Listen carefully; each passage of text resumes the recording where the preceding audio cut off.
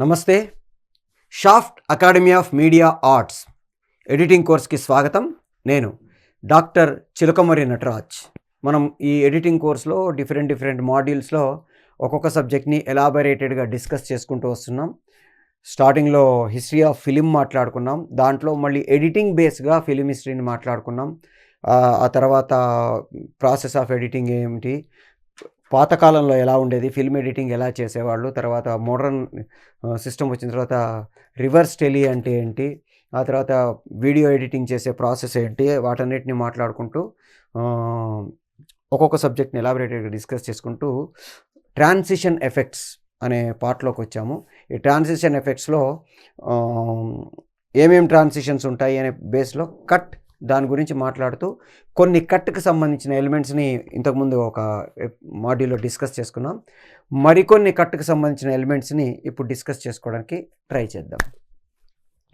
మనకి match cut, jump cut, parallel cut అలా discuss చేసుకుంటూ వస్తున్నాం. దాంట్లో నెక్స్ట్ది 8వది smash cut.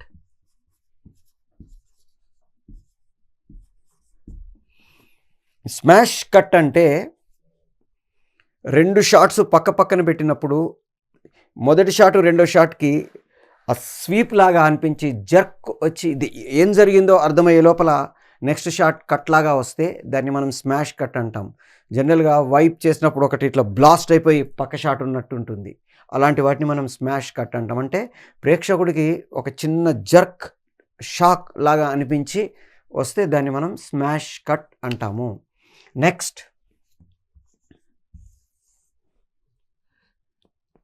Cut Zoom in.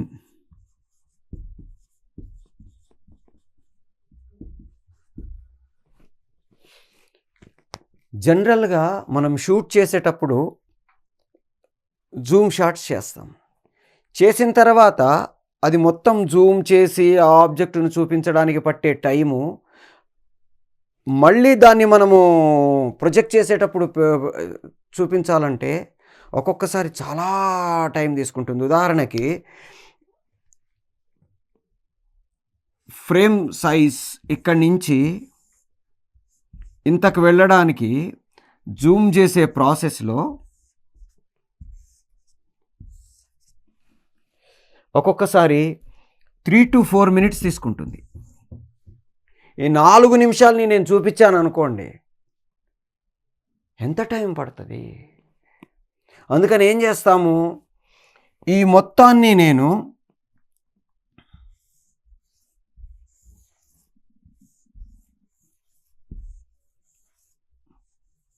తీసుకొని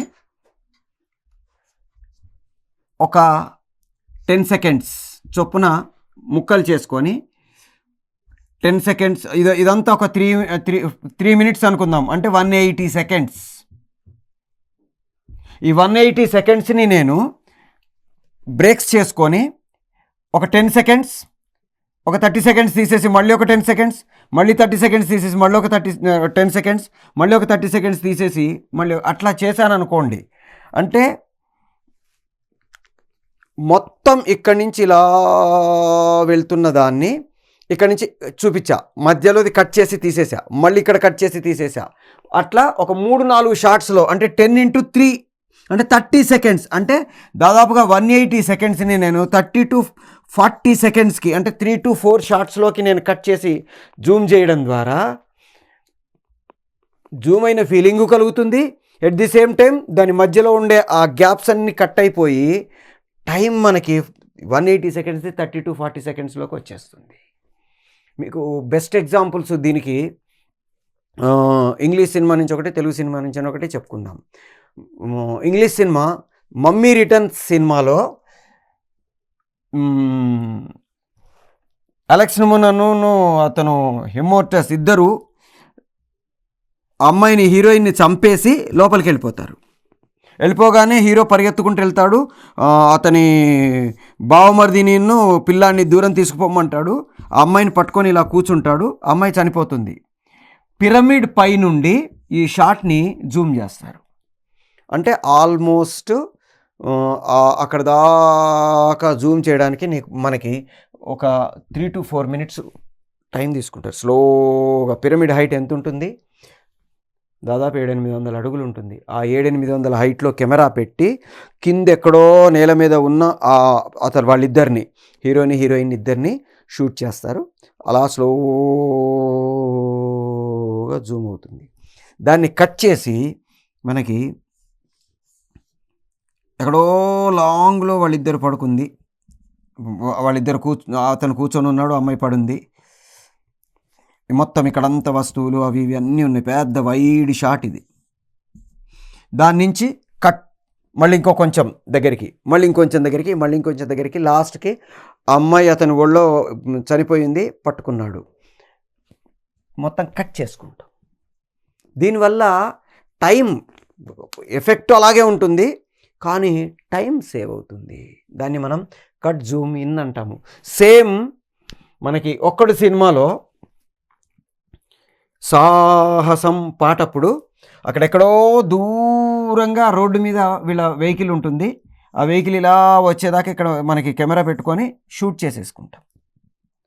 షూట్ చేసేసుకున్న తర్వాత ఇక్కడ ఒక షాట్, ఇదంతా కట్ చేసి అవతల తీసి ఇసిరేసి ఇక్కడ ఒక షాట్, మళ్ళీ ఇదంతా తీసి కట్ చేసి చూపించేసి మళ్ళీ ఇక్కడ ఒక షాట్, మళ్ళీ ఇదంతా తీసి కట్ చేసి తీసేసి మళ్ళీ ఇక్కడ ఒక షాట్. ఒక 4 షాట్లలో అక్కడెక్కడ ఉన్న వెహికల్ జుర్ప్ జుర్ప్ జుర్ప్ జుర్ప్ అని మన దగ్గరికి వచ్చేస్తుంది. దీన్ని మనం కట్ జూమ్ ఇన్ అంటాము. అంటే మొత్తం జూమ్ చేసిన దాన్ని మనం ఒక 2-3 ముక్కలు పెట్టుకొని మిగతాదంతా తీసేసి మనం చూపించడానికి ట్రై చేస్తాము. అట్లాగే కట్ జూమ్ అవుట్ అంటాం. దీనికి రివర్స్.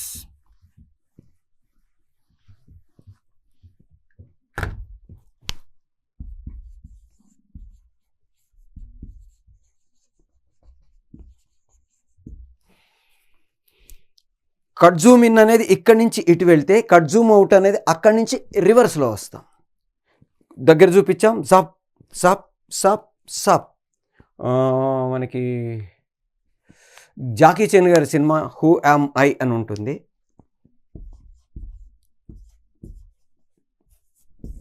దాంట్లో జాకీ చాన్ గారిని విలన్ బ్యాచ్ చేజ్ చేస్తుంటారు. పరిగెత్తుకుంటూ జనాల్లో కలిసిపోతాడు. కలిసిపోయినప్పుడు మనకి ఫస్ట్ జాకీ చాన్ గారి క్లోజ్ షాట్ ఉంటుంది, తర్వాత ఇంకొంచెం, తర్వాత ఇంకొంచెం, తర్వాత ఇంకొంచెం, తర్వాత ఇంకొంచెం. ఈ మొత్తం కంప్లీట్ అయిపోయేసరికి జాకీ చాన్ గారు కొన్ని వేల మంది మధ్యలో ఎక్కడున్నాడో కూడా తెలియదు మనకి. సప్ సప్ సప్ సప్ అని 4 జూమ్ అవుట్లలో మనకు ఈ కట్ జూమ్ అవుట్ చేసేసరికి ఆబ్జెక్టు అన్ని వేల మందిలో కలిసిపోయి ఉంటారు. ఇది మీకు cut Zoom in cut Zoom out అనేది ఆ ఎఫెక్ట్ కావాలి. At the same time I have to compress my time. Shoot చేసేటప్పుడు హాయిగా పెట్టేసుకొని కూర్చుంటాం, స్లోగా జూమ్ ఇన్ జూమ్ అవుట్ చేస్తాం. కానీ అది మళ్ళీ మన దగ్గరికి ఎడిటింగ్లోకి వచ్చేసరికి 4 నిమిషాలు నేను చూపించలేను. సినిమాలో ప్రేక్షకుడికి 4 నిమిషాలు దాన్ని జూమ్ ఇన్ చూపించుకుంటూ కూర్చుంటే మెంటలా అంటాడు. అందుకని ఏం చేస్తాం, అది ఇంపార్టెంట్, జూమ్ ఇంపార్టెంట్. కానీ అంత లెంత్ ఆఫ్ ది షాట్ కానీ అంత లెంత్ ఆఫ్ ది టైం కానీ అవసరం లేదనుకున్నప్పుడు నేను కట్ చేసుకొని cut Zoom in cut Zoom out అని చేసుకుంటాను. నెక్స్ట్ కట్ అవే.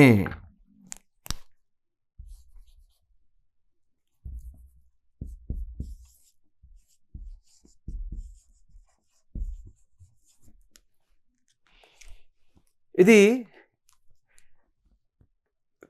ఒక రకంగా చెప్పాలంటే మ్యాచ్ కట్కి క్వైట్ ఆపోజిట్. మిగతావన్నీ మనం లిస్ట్లో నిన్న మాట్లాడుకున్న, దీనికంటే ముందు మాడ్యూల్లో మాట్లాడుకున్న వాటిల్లో మ్యాచ్ కట్ కానీ, జంప్ కట్ కానీ, ప్యారలల్ కట్ కానీ, సబ్లిమినల్ కట్ కానీ, ఇవన్నీ కూడా షార్ట్ 1కి షార్ట్ 2కి ఒక రిలేషన్షిప్ని ఎస్టాబ్లిష్ చేస్తాయి.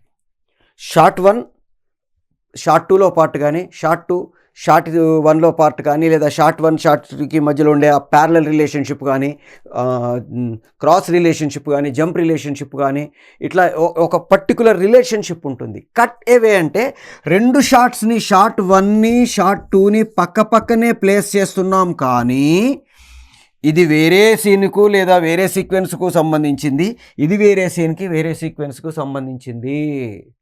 రెండిటికి అసలు సంబంధం లేకుండా పక్క పక్కన పెడతాం. అలా ఎందుకండి పెట్టాలి అంటే కొన్నిసార్లు పెడతాం. సో నెక్స్ట్ది కట్ అవే. జనరల్గా ఇంతకుముందు మనం మాట్లాడుకున్న షార్ట్స్లో ఉండే అన్నిటిని మనం అబ్జర్వ్ చేస్తే షార్ట్ 1కి షార్ట్ 2కి దేర్ విల్ బి రిలేషన్షిప్. ఇప్పుడు మ్యాచ్ కట్ తీసుకుందాం. మ్యాచ్ కట్ అంటే షార్ట్ 1లో షార్ట్ 2 కానీ షార్ట్ 2లో షార్ట్ 1 కానీ పార్ట్స్. అంటే ఉదాహరణకి షార్ట్ 1 మొత్తం మనిషిని చూపించా, షార్ట్ 2 క్లోజ్ షాట్ చూపించా, లేదా షార్ట్ 1లో క్లోజ్ షాట్ చూపించి షార్ట్ 2లో మొత్తం మనిషిని చూపించా. అంటే అది ఇందులో కానీ ఇది అందులో కానీ పార్ట్ అయి ఉంటుంది మ్యాచ్ కట్. జంప్ కట్ అంటే షార్ట్ 1 దాని రిలేటివ్గా అతని ఎదురుగా ఎవరున్నారు, షార్ట్ 2 మళ్ళీ అతని ఎదురుగా ఎవరున్నారు, ఇలా జంప్ అవుతూ మ్యాచ్ కట్ మన క్రాస్ కట్ కానీ జంప్ కట్ కానీ ఉంటుంది. ప్యారలల్ కట్ అంటే ఒక సీన్ వేరే ఇంకొక సీన్ వేరే కానీ రెండింటి మధ్యలో ఒక రిలేషన్షిప్ ఉంటుంది. ఉదాహరణకి హీరోయిన్ని విలన్ రేప్ చేస్తున్నాడు, హీరో గుర్రం మీద వస్తున్నాడు, ఈ వచ్చేవాడు ఈ అమ్మాయిని రక్షించడానికి వస్తాడని ప్రేక్షకుడు వెయిట్ చేస్తూ ఉంటాం. దీన్ని మనం ప్యారలల్ కట్ అంటాం. అట్లాగే ఇంటర్ కట్ అంటాం. అంటే ఒకే టైంలో జరుగుతున్న డిఫరెంట్ ప్లేసెస్ వాటిని మనం ఎస్టాబ్లిష్ చేస్తున్నాము. ఫ్లాష్ కట్ అంటే ఒక డిఫరెంట్ ప్లేసెస్లో ఉండేవి ఫ్లాష్ కట్ కావచ్చు, ఫేడ్ కట్ కావచ్చు. డిఫరెంట్ ప్లేస్ ఇన్సిడెంట్లని ఒక రిలేటివ్గా కలపడానికి మనం ఫ్లాష్ కట్స్ వాడతాం. అంటే ఉదాహరణకి అతనికి గుర్తొచ్చింది, ఎక్కడెక్కడో జరిగిన ఇన్సిడెంట్స్ అన్నీ గుర్తొచ్చాయి, ఒక 5-6 ఇన్సిడెంట్స్ గుర్తొచ్చాయి, ఫ్లాష్ కట్ కానీ ఫేడ్ కట్ కానీ వేసుకొని జప్ అంటే అవన్నీ ఇంటర్ రిలేటెడ్. బట్ ఇక్కడ కట్ అవే దగ్గరికి వచ్చేసరికి షార్ట్ 1కి షార్ట్ 2కి సంబంధం లేదు. ఇది వేరే సీను, అది వేరే సీను, లేదా ఇది వేరే సీక్వెన్సు, అది వేరే సీక్వెన్సు. రెండు డిఫరెంట్ సీన్స్, వేరే ప్లేసులు, అసలు యాక్టివిటీ. కానీ మనం ఒక సీన్ గురించి మాట్లాడుకున్నప్పుడు 3 యూనిటీస్ అంటాం. Unity of time, unity of place, unity of action. అంటే ఒక సీన్ని మనము వేరే సీను అని డిసైడ్ చేయడానికి 3 బేసిక్స్ ఉంటాయి. యూనిటీ ఆఫ్ టైం అంటే ఒక సమయంలో జరగాలి, యూనిటీ ఆఫ్ ప్లేస్ ఒక ప్రదేశంలో జరగాలి, మూడోది యూనిటీ ఆఫ్ యాక్షన్ ఒక యాక్టివిటీ జరగాలి. అంటే పొద్దున 9ంటికి జరిగింది, రాత్రి 10ంటికి జరిగింది అంటే 2 వేరే సీన్లు అయిపోతాయి. ఇక్కడ భద్రాచలంలో జరిగింది, ఇంకొకటి హైదరాబాద్లో జరిగింది అంటే 2 వేరే ప్లేసులు, వేరే సీన్స్. అట్లాగే యాక్టివిటీ, నేను అన్నం తింటున్నాను కట్ అయిపోయింది, చదువుకుంటున్నాను, that is different activity. So ఈ 2 వేరే సీన్స్. అంటే వేరే టైం మారిపోయింది, ప్లేస్ మారిపోయింది, యాక్టివిటీ మారిపోయింది, ఆర్టిస్ట్ కూడా మారిపోయాడు. అలాంటి సిచ్యుయేషన్లో పక్కన ప్లేస్ చేస్తాం. ఎందుకు ప్లేస్ చేయాలండి అంటే ఈ సీన్ అయిపోయింది, నెక్స్ట్ సీన్ స్టార్ట్ కావాలిగా, నాకు ట్రాన్సిషన్ అవసరంలా మధ్యలో పెట్టేయాలి కాబట్టి పెట్టేస్తాం. చాలాసార్లు చాలా సందర్భాల్లో మనం ఈ కట్ అవేని వాడతాం. ఈ సీను నెక్స్ట్ సీను 2 పక్కన పేర్చాల్సిందేగా. టైం ల్యాబ్ చూపించడానికో, ఒక ఎఫెక్ట్ క్రియేట్ చేయడానికో మిగతా ట్రాన్సిషన్స్ వాడతాం. కట్ అనేది ఒక కంటిన్యూటీ ఫ్లోని చూపిస్తుంది. అందుకని మనం ఆ కంటిన్యూటీ ఎస్టాబ్లిష్ కావాలి కాబట్టి పక్కనే దాన్ని ప్లేస్ చేస్తాం. దాన్ని మనం కట్ అవే అంటాము. అంటే దీనికి దానికి సంబంధం లేకుండా పక్కన ప్లేస్ చేస్తే దాన్ని కట్ అవే అంటాం. Next last but not the least అని కట్ అవే మ్యాచ్.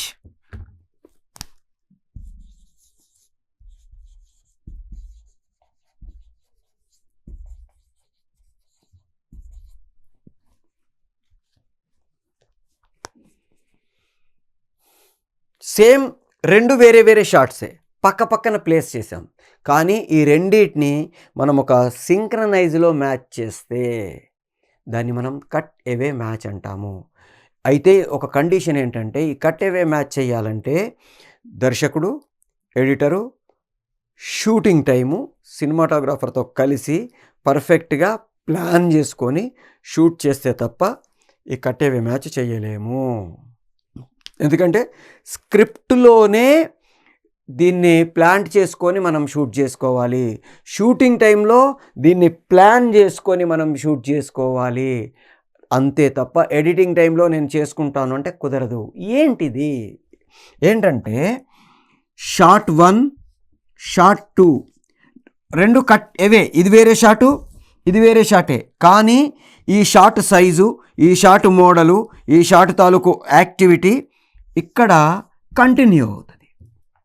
ఉదాహరణకి నేను డోర్ మీద చెయ్యేసా, ఎక్కడో సుబ్బారావు అనేవాడు డోర్ తీసుకొని లోపలికి వచ్చాడు. ఈ డోర్కి సంబంధం లేదు, కానీ ఆ యాక్షన్ ఏదైతే దాన్ని మ్యాచ్ చేస్తాము, దాన్ని కట్ అవే మ్యాచ్ అంటాము, మ్యాచింగ్ యాక్షన్ అంటాము, సింక్రనైజేషన్ ఆఫ్ ది యాక్టివిటీ అంటాము, రకరకాలుగా ఏది మాట్లాడినా ఈ కట్ అవే మ్యాచ్ అనేది రెండు వేరే షార్ట్స్. ఉదాహరణకి మనము నువ్వే కావాలి సినిమా తీసుకున్నాం అనుకోండి. తరుణు అమ్మాయి బట్టలు సర్దుకుంటూ ఉంటుంది, సూట్ కేసు ఇలా ఓపెన్ చేస్తుంది, సూట్ కేసు క్లోజు తరుణ్ చేస్తాడు. మీకు ఇది ప్రేక్షకుడు థ్రిల్ అవుతాడు ఈ కట్టవే మ్యాచ్కి. ఉదాహరణకి టెలిఫోన్, పోలీసులకు నేను ఫోన్ చేశా, పాతకాలం టెలిఫోను డైలు ఇది ఉంది, ఇక్కడి నుంచి ఇలా తిప్పా, ఇది ట్రర్రని ఇలా వెనక్కి వెళ్ళింది, మళ్ళీ ఇంకోసారి తిప్పా, మళ్ళీ ఇలా వెనక్కి వెళ్ళింది. ఈ వెనక్కి వెళ్ళేది నాకు పోలీసు జీబు టైర్ అయిపోయి దాని నుంచి జూమ్ అవుట్ వచ్చి టోటల్గా జీబు ముందుకెళ్తుంది. ఈ తిరిగే ప్రాసెస్ని జీబు చేశాను నేను.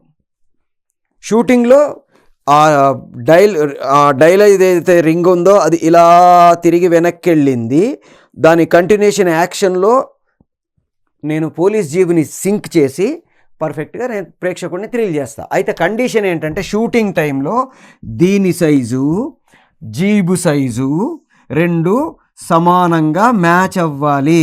ఇక్కడ తరుణ్ సూట్ కేసు సైజు ఫ్రేమ్లో, అక్కడ రిచా సూట్ కేసు సైజు రెండు సేమ్ ఉండాలి. నేను ఇక్కడ పట్టుకున్న డోర్ తాలూకు ఫ్రేము, అక్కడ డోర్ తాలూకు ఫ్రేము రెండు సేమ్ ఉండాలి. మీకు కొన్నిసార్లు సేమ్ దీన్ని ఇలా సింక్ చేయకుండా యాక్షన్ సీక్వెన్స్ని సింక్ చేస్తాము. అంటే సైజు ఫ్రేము వీటిని సింక్ చేసేయడంతో పాటు కట్టేవే మ్యాచ్లో యాక్టివిటీని కూడా సింక్ చేస్తాం. ఉదాహరణకి పోసాని కృష్ణమురళి గారిది రాజావారి చేపల చెరువు అని సినిమా ఉంటుంది. చాలా సినిమాలలో మీకు ఎగ్జాంపుల్స్ చెప్తాను.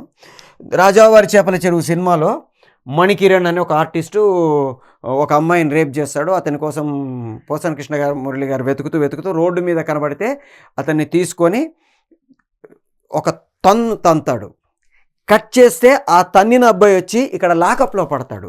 తన్నింది ఎక్కడో రోడ్డు మీద, పడింది ఎక్కడ లాకప్లో. అంటే తన్నినప్పుడు ఆ పడ్డం తాలూకు ఫోర్స్ని తీసుకొచ్చి వేరే చోట పెట్టుకుంటున్నా నేను. ఇది వేరే సీను. తన్నింది రోడ్డు మీద, పడింది లాకప్లో. అట్లాగే హనుమాన్ జంక్షన్ సినిమాలో లయ గారు వీళ్ళ ఇంట్లో కూర్చొని వీళ్ళని టీచ్ చేస్తూ ఉంటుంది. ఇంట్లో నుంచి వెళ్ళిపోదు. చెల్లెలేమో ఆమెను ఏమనకుండా అడ్డుపడుతూ ఉంటుంది. ఏం చేయాలి అని వీళ్ళిద్దరు కలిసి ఒక బండరాయి మీద కూర్చొని ప్లాన్ చేసుకుంటారు. ఆ అమ్మాయిని ఏదో ఒకటి చేయాలరా, ఇంట్లో నుంచి ఎలాగైనా పంపించాలంటే ఆ విషయం నాకు వదిలేరా, నేను చూసుకుంటాను. అర్జున్ గారు ఆ బండ మీద నుంచి కింద దూకుతాడు. కింద దూకిన మనిషి ఇక్కడ బండ మీద నుంచి కింద పడలా, ఎక్కడ పడ్డాడు? చెరువులో దూకాడు. అంటే దూకింది ఇక్కడ, కానీ నెక్స్ట్ షాట్ ఇక్కడ వేసుకొని దాన్ని మ్యాచ్ చేసుకుంటాం. దీన్ని మనం కట్ అవే మ్యాచ్ అంటాము. అంటే ఒక సీక్వెన్స్ని షూట్ చేసే టైంలో దీన్ని పెట్టుకుందాం అనుకొని షూట్ చేస్తే తప్ప ఈ కట్ అవే మ్యాచ్ చేయలేము. అందుకని డైరెక్టర్కి ఎడిటింగ్ మీద గ్రిప్ ఉంటే ఇలాంటి కట్ అవే మ్యాచ్లు ప్రేక్షకుడిని థ్రిల్ చేస్తాయి. నిజానికి మామూలుగా తన్నినప్పుడు మళ్ళీ జీబులు వేసుకొని తీసుకొని వచ్చి లాకప్లో వేయచ్చు. కానీ ఇక్కడ ఏమవుతుందంటే ఈ ఫోర్స్ ఆఫ్ యాక్షన్ ఇమ్మీడియట్గా చూపిస్తాం. ఇప్పుడు వీళ్ళు పోలీసులకు ఫోన్ చేశారు, వాళ్ళు బయటకు వచ్చారు, జీబు ఎక్కారు, బయలుదేరారు. ఇవన్నీ మధ్యలో ఉండే యాక్టివిటీ మొత్తాన్ని నేను కట్ చేసుకొని ఇది సింక్ చేయడం ద్వారా టైంని నేను కంప్రెస్ చేసేసుకుంటాను. ఈ కట్ అవే మ్యాచ్ అనేది ఆ విషయంలో చాలా యూజ్ అవుతుంది. అందుకని మనం ఎప్పుడూ కూడా ఒక యాక్టివిటీని ఎఫెక్టివ్గా చూపించాలనుకున్నప్పుడు, టైంని కంప్రెస్ చేసి చూపించాలనుకున్నప్పుడు ఈ కట్ అవే మ్యాచ్ షూటింగ్ టైంలో ప్లాన్ చేసుకోవాలి. ఎడిటర్గా మీరు నేర్చుకున్న ఈ పాయింట్స్ని డైరెక్టర్తో డిస్కస్ చేసి వాళ్ళ షూటింగ్ టైంలో కూడా, జనరల్గా ఎడిటర్కి షూటింగ్ టైంలో చాలా తక్కువ అవసరం కానీ అవకాశం కానీ ఉంటుంది. బట్ మనకి రిలేషన్షిప్ డైరెక్టర్తో ఎక్కువ ఉండి మనం సెట్లో ఉండగలిగితే, ఈ సీను ఆ సీన్కి మ్యాచ్ చేసుకోగలిగితే ఇలా చేయొచ్చు అని చెప్పారనుకోండి. ఇప్పుడు ఉదాహరణకి రాజా గారు ఎడిటర్ మోహన్ గారు వారి అబ్బాయి, ఆయన ఎడిటర్ బేసిక్గా. అందుకని మీరు హనుమాన్ జంక్షన్లో ఇలాంటి షాట్స్ ఒక 7-8 చూస్తాం. మనం బాగా థ్రిల్ అవుతాం. ఎందుకంటే ప్రేక్షకుడు ఆ షాటు ఈ ఈ షాట్ పక్కన ఆ షాట్ పడగానే ఎంజాయ్ చేస్తాడు. అరే భలే కట్ చేసుకున్నాడు రా అనుకుంటాడు.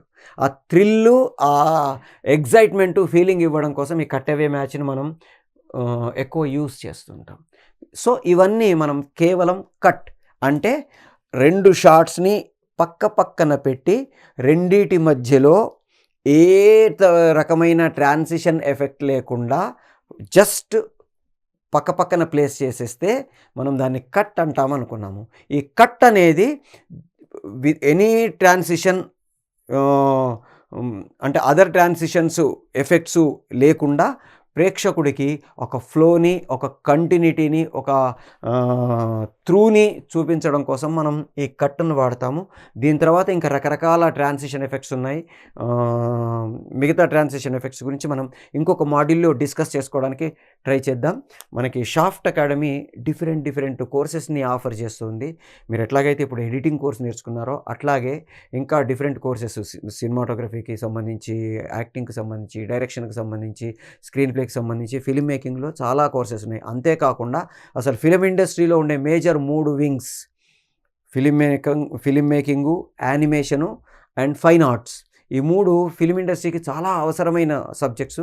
ఈ 3 సబ్జెక్ట్స్‌లో మనకి డిప్లొమాస్ నుంచి పోస్ట్ గ్రాడ్యుయేషన్ వరకు డిఫరెంట్ రేంజెస్‌లో మనకి కోర్సెస్‌ని ఆఫర్ చేస్తుంది.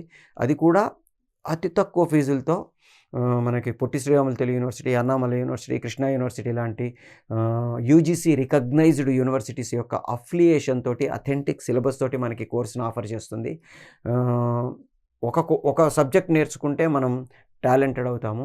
అదే 4, 5 రకాల కోర్సెస్ నేర్చుకున్నాం అనుకోండి, మల్టిపుల్ టాలెంటెడ్ అవుతాము. ఇప్పుడు ఉదాహరణకి రాజమౌళి గారికి యానిమేషన్ వచ్చు, ఎడిటింగ్ వచ్చు, ఇవన్నీ వచ్చు కాబట్టి ఆయన షూట్ చేసే ప్రాసెస్‌లో మిగతా వాళ్ళందరికంటే ఎమోషనల్‌గా గానీ, ఎఫెక్టివ్‌గా గానీ కనపడుతుంది. అట్లాగే మనం కూడా డిఫరెంట్ క్రాఫ్ట్‌ని నేర్చుకుంటే, మల్టిపుల్ టాలెంటెడ్ పర్సన్‌గా మనం ఇండస్ట్రీలోకి ఎంటర్ అయితే, మనల్ని మనం ఒక ఎఫెక్టివ్ పర్సన్‌గా ఇండస్ట్రీలో రాణించడానికి అవకాశం ఉంటుంది. కాబట్టి అతి తక్కువ ఫీజులతో షాఫ్ట్ ఆఫర్ చేస్తున్న మిగతా కోర్సెస్ కూడా నేర్చుకోవడానికి ట్రై చేయండి. మిమ్మల్ని మీరు ఒక మంచి మల్టిపుల్ టాలెంటెడ్ పర్సన్‌గా ఇండస్ట్రీలో అభివృద్ధి చేసుకోవడానికి ప్రయత్నం చేయండి. All the best.